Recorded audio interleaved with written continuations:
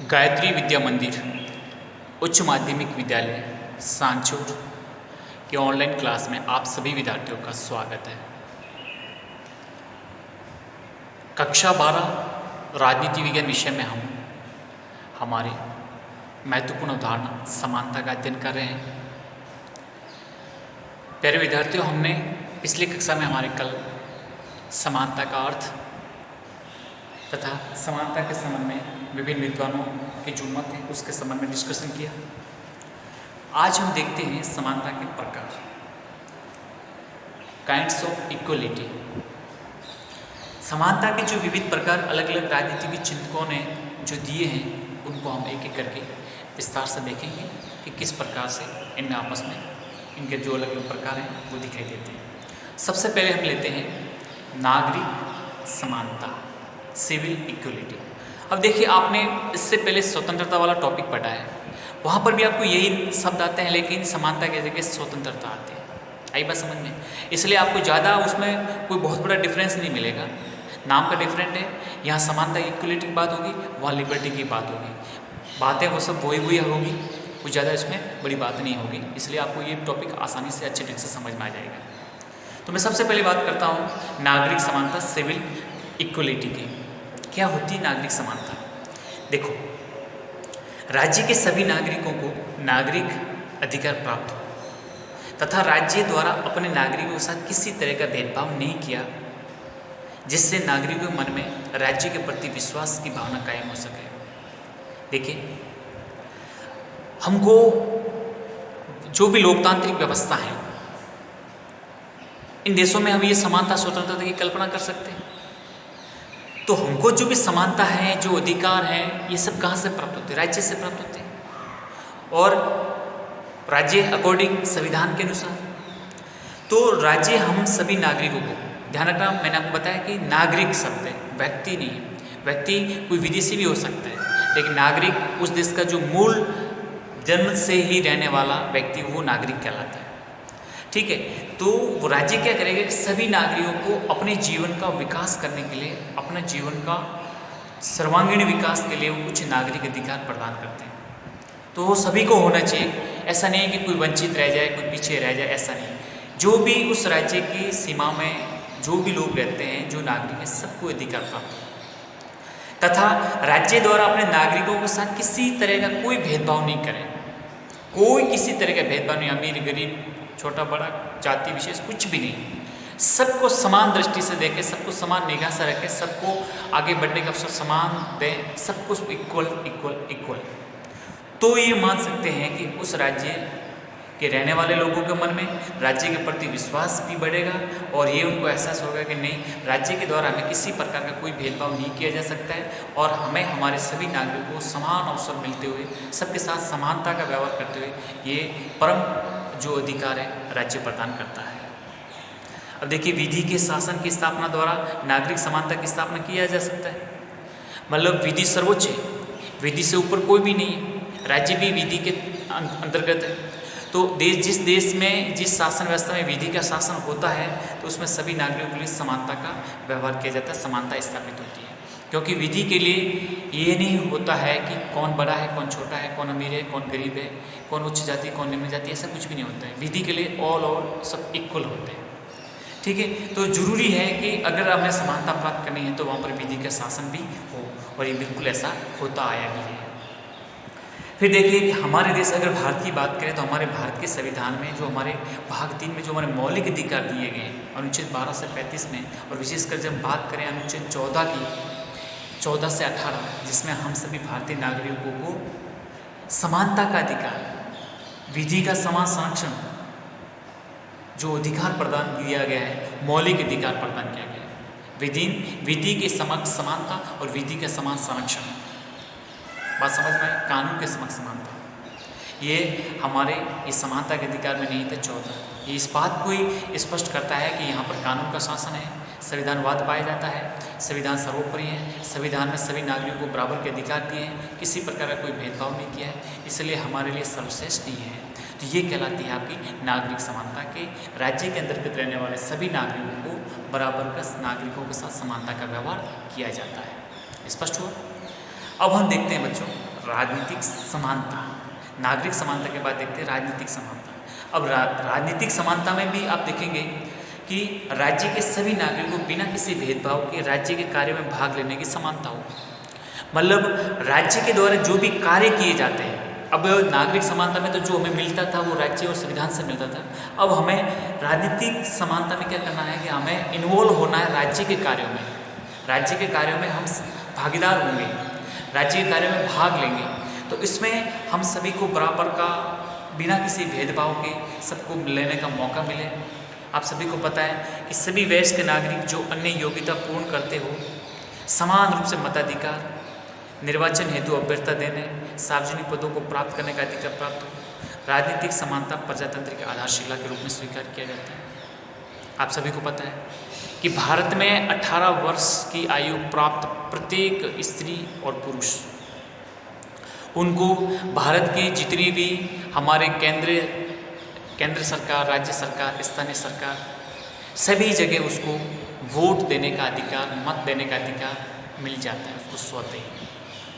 निर्वाचन आयोग द्वारा उसकी नामावली में आपका नाम अंकित होता है, आपको मतदान कार्ड दिया जाता है और आप अपने क्षेत्र से, अपने स्थानीय जहाँ भी आप मतदाता सूची में अंकित हो वहाँ पर आपको एक, जब भी आम चुनाव होते हैं, स्थानीय चुनाव होते हैं, आपको मत देने का अधिकार मिल जाता है। तो देखिए सार्वभौमिक वयस्क मताधिकार अपनाया गया। हमारे हिंदुस्तान में ऐसा कतई नहीं है कि कुछ जाति विशेष को, अगड़ों को, पिछड़ों को मतदान में भेदभाव नहीं, बिल्कुल नहीं है। आज भारत का अरबपति और भारत का बिल्कुल गरीब व्यक्ति दोनों को बराबर का एक वोट देने का अधिकार एक से ज़्यादा किसी को नहीं मिला हुआ है, बिल्कुल इक्वल उसमें किया गया। तथा चुनाव लड़ने में आप उम्मीदवार बनिए, चुनाव लड़िए, राजनीतिक कार्यों में सब कुछ इन्वॉल्व हो जाइए, पूरी आपको मतलब छूट मिली। तथा राज्य के अधीन जो भी अपने आयोजन होते हैं, जो भी अपना रिक्रूटमेंट होता है, सार्वजनिक पद है, उनको प्राप्त करने के जो अधिकार हैं वो सबको प्राप्त है। इसमें किसी का साथ कोई भेदभाव नहीं है। आप में योग्यता है, आप अर्जित कीजिए, स्वागत है आपका, आपके साथ कोई किसी प्रकार से भेदभाव नहीं हो सकता है। अतः आप कह सकते हैं कि जो भी पॉलिटिकल क्षेत्र, राजकारण से संबंधित जो भी हैं, आप उस सब कुछ प्राप्त करने का, आपको उसमें हिस्सेदार होने का, आपको उसमें भागीदार होने का पूरा आपको अधिकार मिला हुआ है। पूरी राजनीतिक समानता प्राप्त है कि आपको किसी भी आधार पर रोका नहीं जाएगा, आपको किसी भी आधार पर ब्रेक वहाँ पर नहीं करवाया जाता, आप आगे आसानी से बढ़ सकते हो, ये पूरा आपके पास अधिकार है। तीसरी है सामाजिक समानता। सामाजिक समानता में ये होता है कि सामाजिक दृष्टि से सभी व्यक्ति समान हो, किसी को विशेष अधिकार प्राप्त नहीं हो। मानते हैं कि भारत में जो जाति प्रथा है, जो लगभग वेदिक कालीन से चली आ रही है, ब्राह्मण, क्षत्रिय, वैश्य, शूद्र, लेकिन हमारा भारत का संविधान ये इसको कोई वैधानिक आधार प्रदान नहीं करता है। भारत संविधान ये मानता है कि हम सभी नागरिक बराबर हैं, सभी सामाजिक दृष्टि से बराबर हैं। हमारे लिए कोई उच्च, कोई निम्न नहीं है। हमारे लिए किसी को विशेष अधिकार प्रदान करना कि आप खास हो, आप आम हो, और ऐसा कुछ भी नहीं है। हमारे लिए सब नागरिक बराबर है। सामाजिक दृष्टि से सब व्यक्ति समान है। किसी के पास कोई विशेष अधिकार नहीं है कि इनके पास कुछ खास है, इनके पास कुछ भी नहीं है, ऐसा बिल्कुल नहीं है। तथा समाज के सभी लोगों को विकास के जो अवसर हैं वो बराबर मिलें, सहभागिता के अवसर हैं वो भी सबको बराबर मिलें।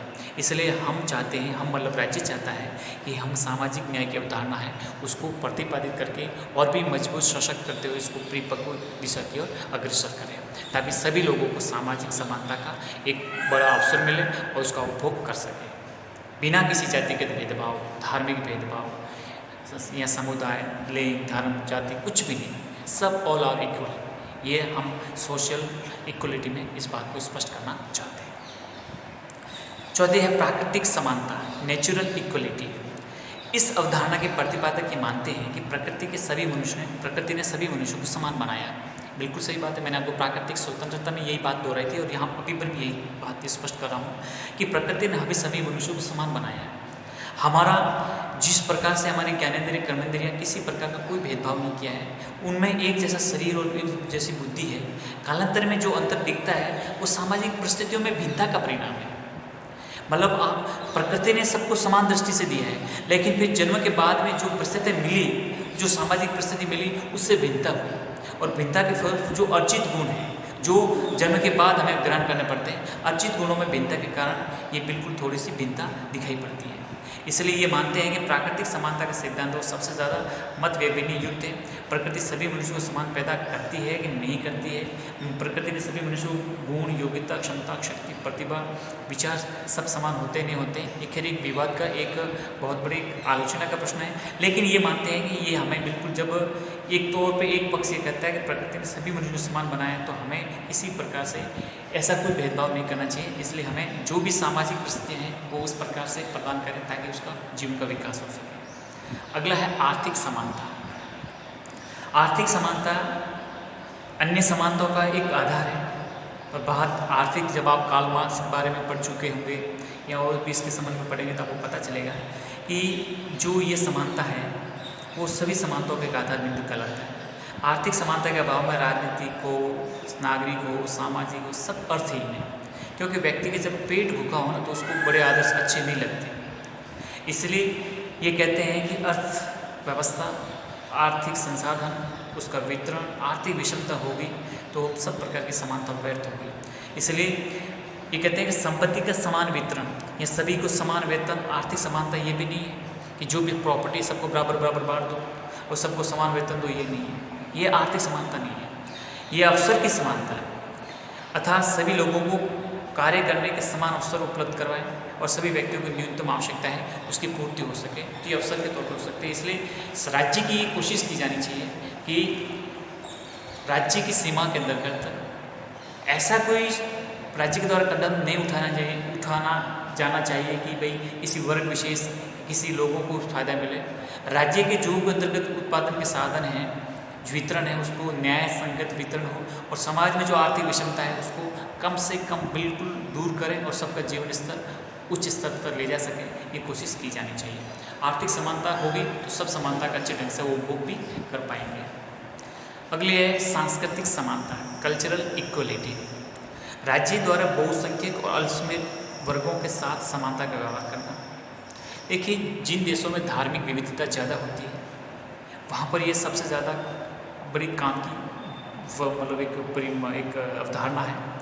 तो जहाँ पर माइनॉरिटीज़ लोग हैं तो कह सकते हैं कि राज्य बहुसंख्यक और अल्पसंख्यक वर्गों के साथ समानता का व्यवहार करें। ऐसा नहीं है कि बहुमत के आवेश में आकर वो अल्पमतों के साथ कुछ अलग व्यवहार करें, ऐसा नहीं होना चाहिए।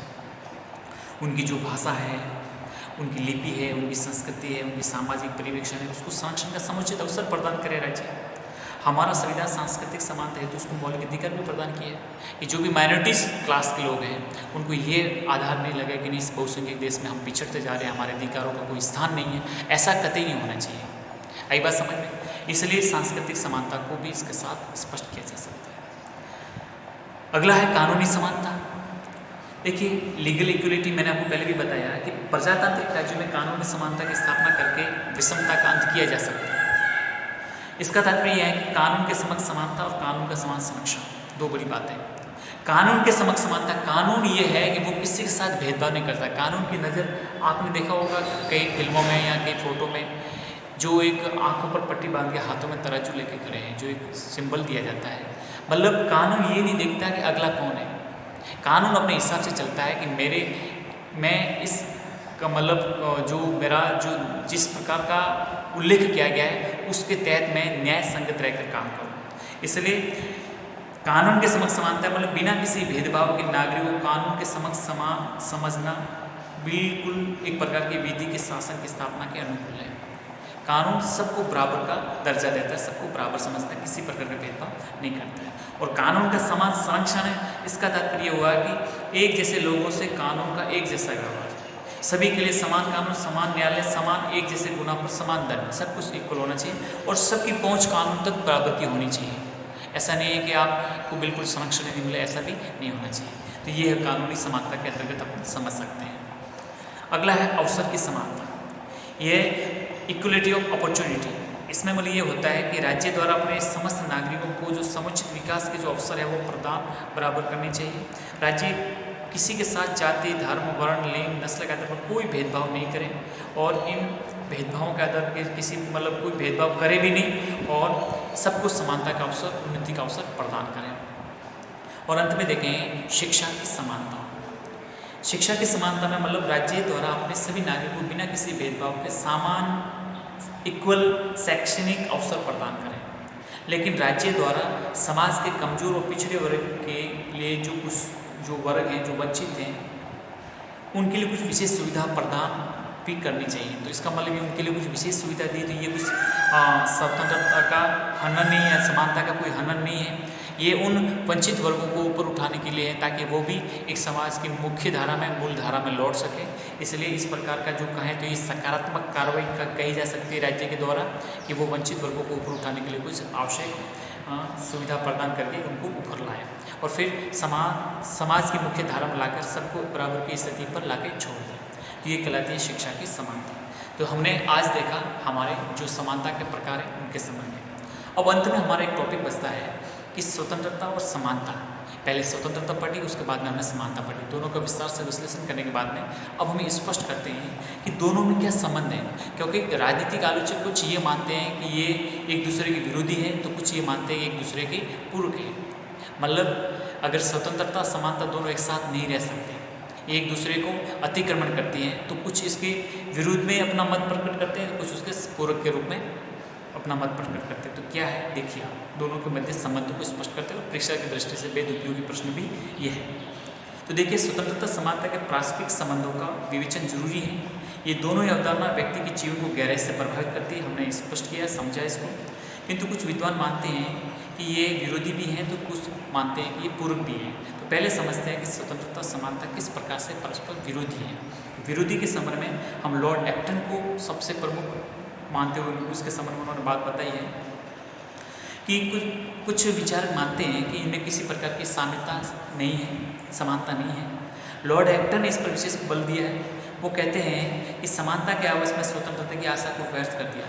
मतलब समानता के आवेश में समानता पर बल देकर आपने स्वतंत्रता की आशा को बिल्कुल अपना खत्म कर दिया है। इनकी मान्यता है कि प्रकृति में ही असमानता विद्यमान है।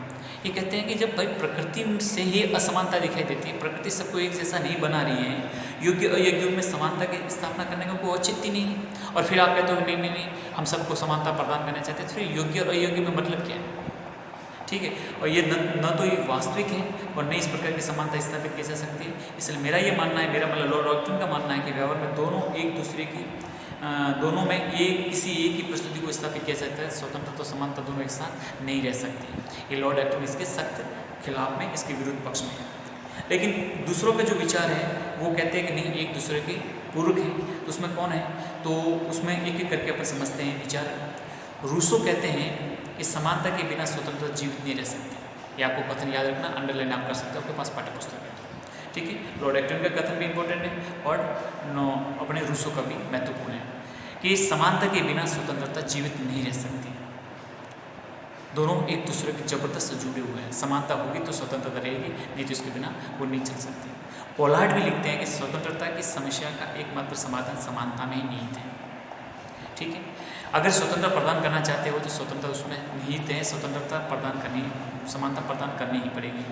व्यक्ति के विकास हेतु दोनों ही आवश्यक है, साथ ये भी आवश्यक है कि दोनों अवधारणा अपनी मर्यादा में रहें, अपने आप को संतुलित करें, ये जरूरी है।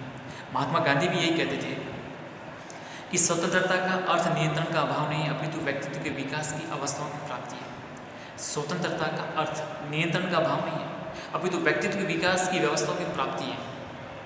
ये गांधी कहते हैं। नियंत्रणहीन स्वतंत्रता स्वच्छंदता है, तो बंधन युक्त स्वतंत्रता निरर्थक है।